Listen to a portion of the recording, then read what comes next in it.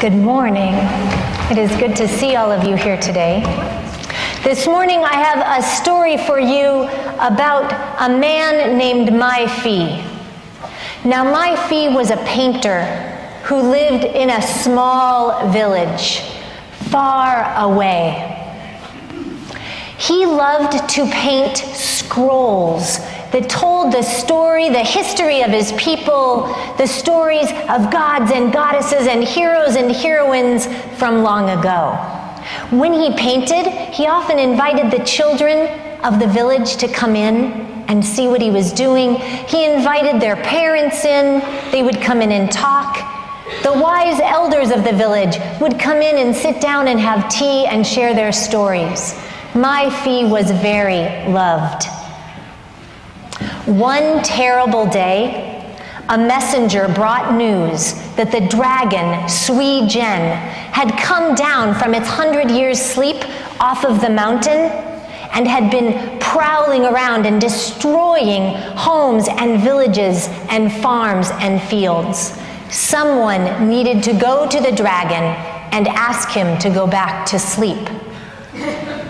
But who would it be? The villagers all thought that it should be Maifi, because after all, he knew all about grand adventures.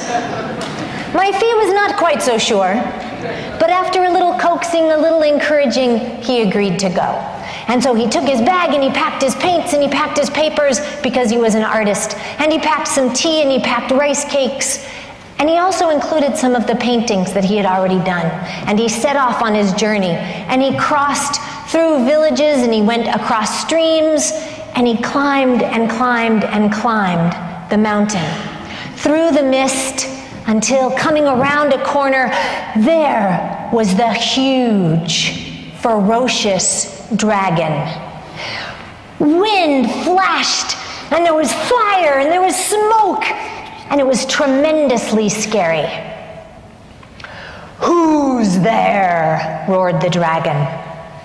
I am Maifi, a humble painter.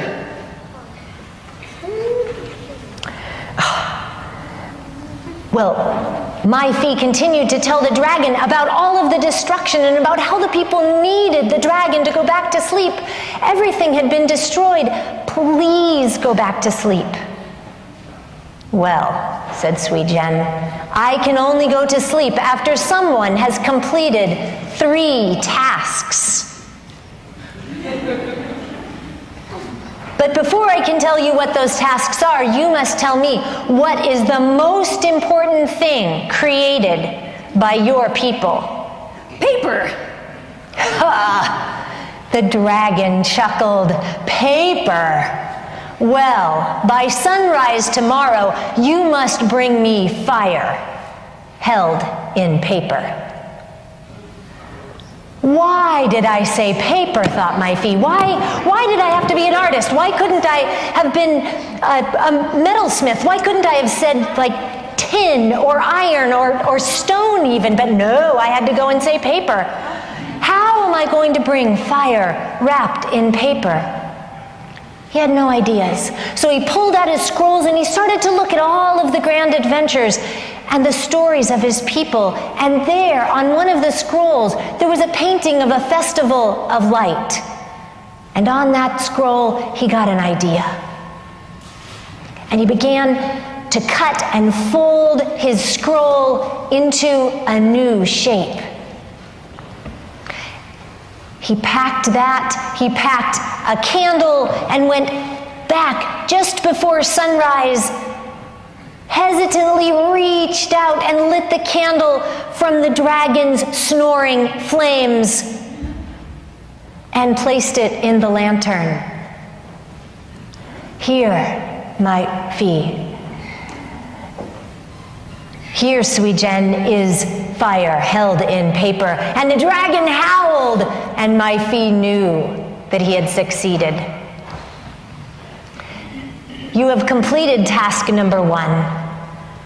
The second task, by sunset tonight, you must return with wind, captured by paper.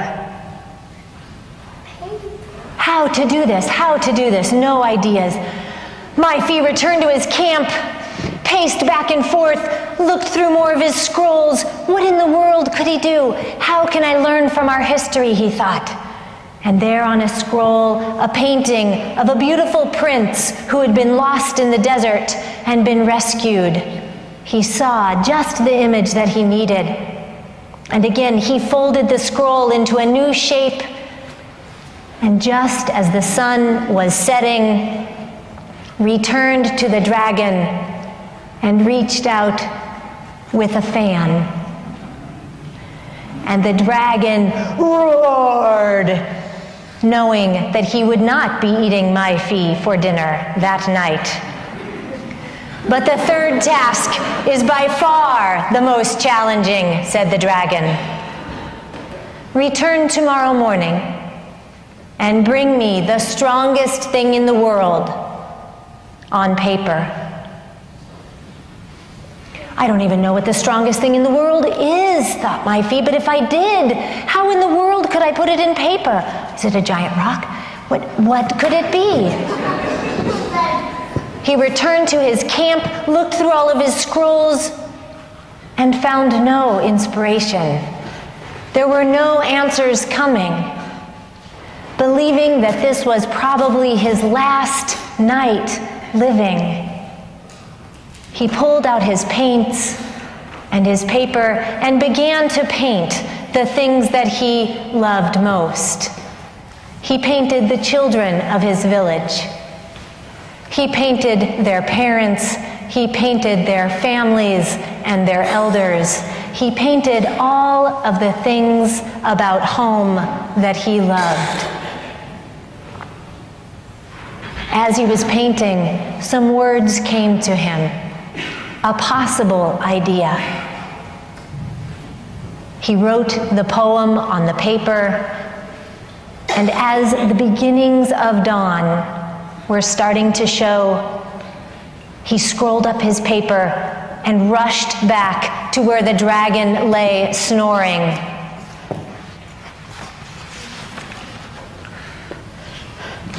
Waiting.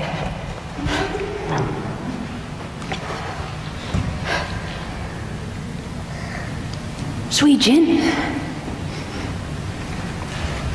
Love. Love is the strongest thing. My family and friends love. Love can move mountains, can calm the seas. Love. Love is the strongest thing.